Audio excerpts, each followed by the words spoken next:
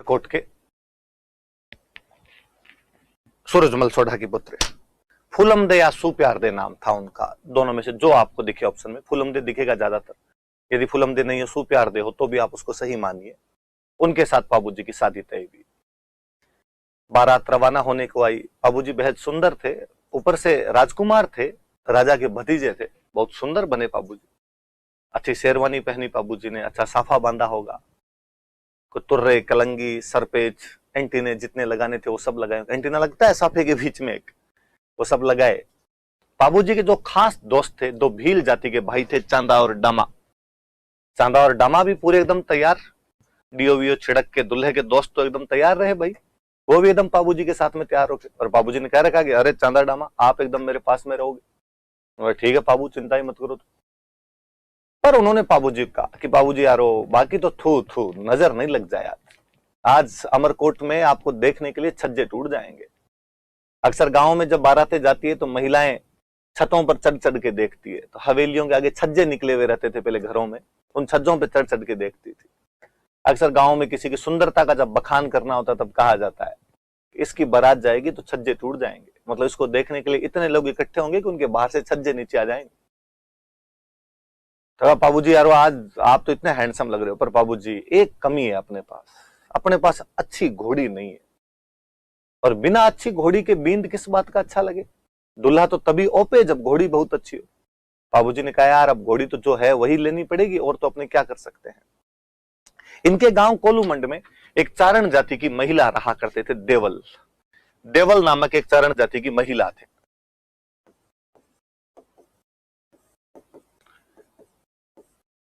और उन देवल चारिणी के पास में एक बहुत अच्छी घोड़ी थी, जिस घोड़ी का नाम था केसर कालमी। ये केसर कालमी वास्तव में देवल की घोड़ी थी। देवल नाम की एक महिला थी इनके गांव के अंदर, चारण जाति की एक महिला थी, उनकी घोड़ी थी। और चांदा डामा ने बाबूजी को कहा कि बाबूजी यदि अपने को मां देवल वो घोड़ी दे दे तो उससे अच्छा तो कुछ ही नहीं हो अपने पास में। बात करो जाके। देवल के पास गए और देवल को जाकर कहा कि देवल भाई, बाबूजी की बारात जा रही है, बाबूजी के पास अच्छी घोड़ी नहीं है, केसर कालमी जैसी घोड़ी आसपास के क्षेत्र में नहीं है। यदि आप केसर कालमी दे देंगे तो बाबूजी उस घोड़ी पर बैठकर जाएंगे, कितने सुंदर लगेंगे, कितने अच्छे लगेंगे। आप अपनी केसर कालमी दे दीजिए। उनके पास बहुत सारी गायें थी। देवल अपने पास बहुत सारी गायें रखा करते थे। जब ग्वाला उनकी गायों को चराने के लिए जाया करता था तब घोड़ी पर बैठकर जाता।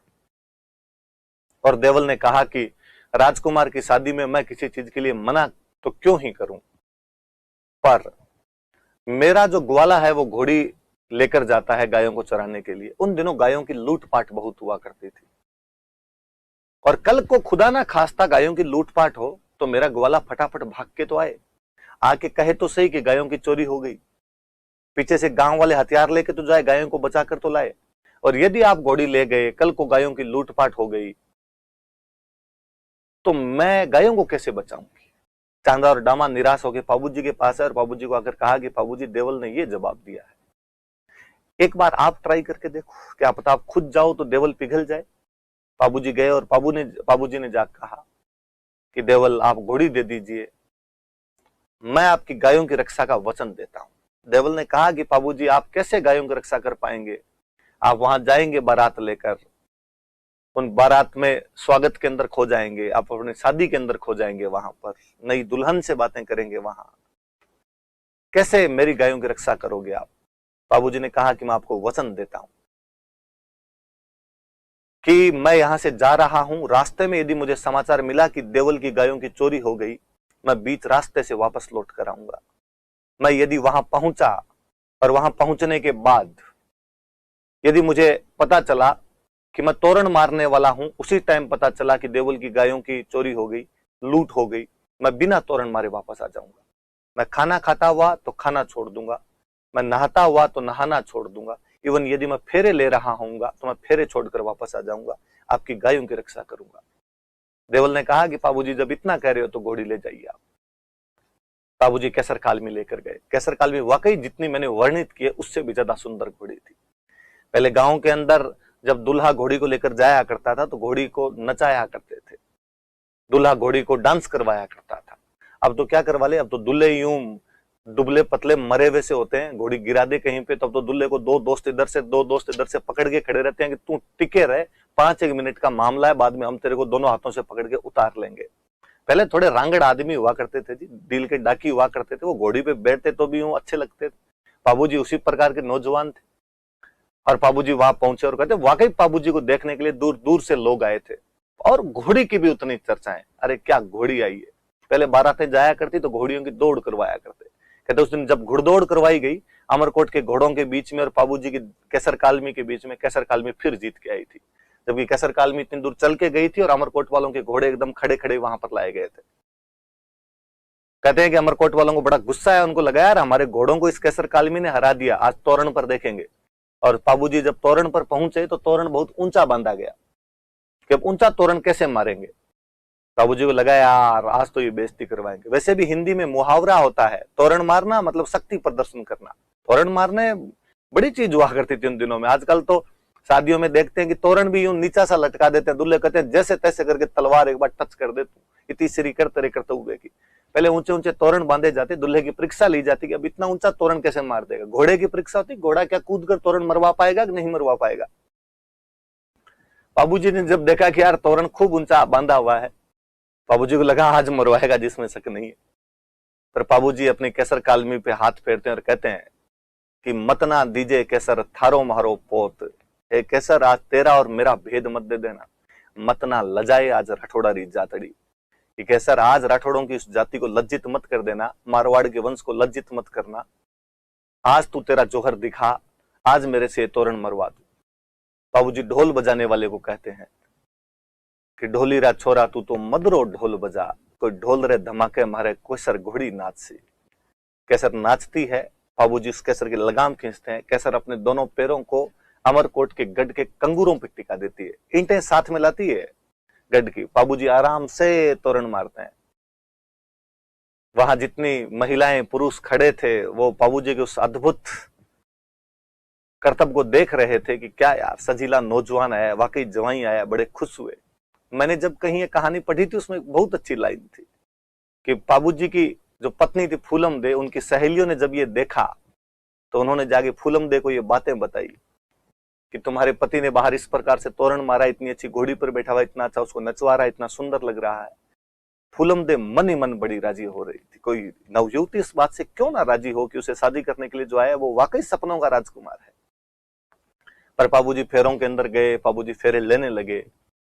अभी केवल 3 फेरे संपन्न हुए थे, इतने में देवल खुद वहां पर पहुंचे। जो मैंने लिखा इधर नाम देवल, जिनकी वो घोड़ी थी, देवल खुद वहां पहुंचे और उन्होंने रोते रोते बाबूजी को कहा कि मैंने कहा था आपको मेरी घोड़ी मत लेकर जाइए, मैंने कहा था मेरी गायों को लूट ले जाएंगे कोई। उस दिन तो बड़ी बड़ी बातें कर रहे थे वहां बैठकर कि हम जहां कहीं होंगे वहां से वापस आ जाएंगे। अब मेरी गायों को लूट के चला गया, मेरा सर्वस्व नाश हो गया, मेरे पास गायों का अतिरिक्त क्या था, और तुम यहां पर बैठकर इन फेरों का आनंद ले रहे हो, तुम यहां पर गीत सुन रहे हो, शर्म आनी चाहिए तुम्हें। उन्होंने बाबूजी को डायलॉग सुनाए।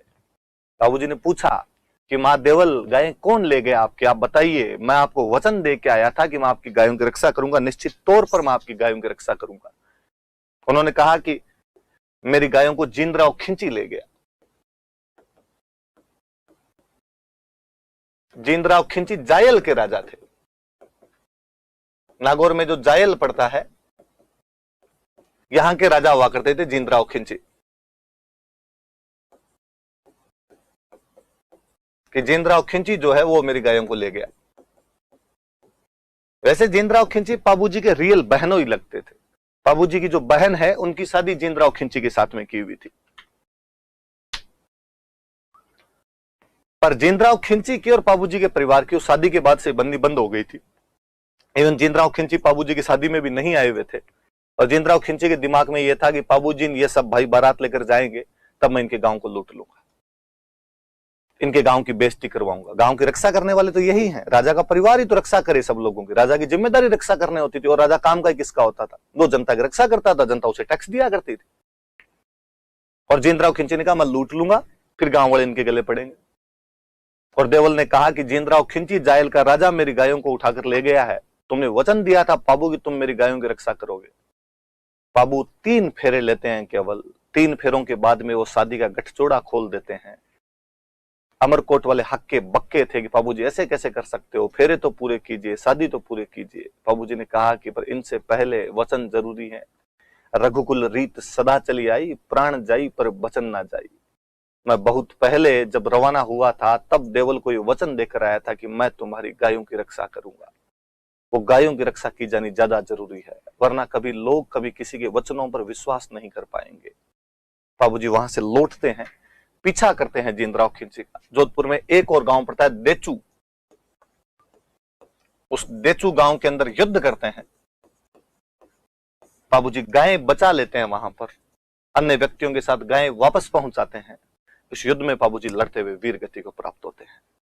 हम एक उस योद्धा को जो गायों की रक्षा के लिए लड़ता हुआ शहीद हो गया था, हम एक उस योद्धा को जो अपने वचनों की रक्षा के लिए लड़ने के लिए उतारू हो गया था, हम एक ऐसे योद्धा को जो शादी में फेरों के बीच से भी उठकर आ गया था, उसे लगा कि कटौए से बढ़कर कुछ नहीं होता है, उसे लोक देवता के रूप में पूछते हैं। उन्हीं बाबूजी के बारे में हम पढ़ रहे हैं। लिखिए,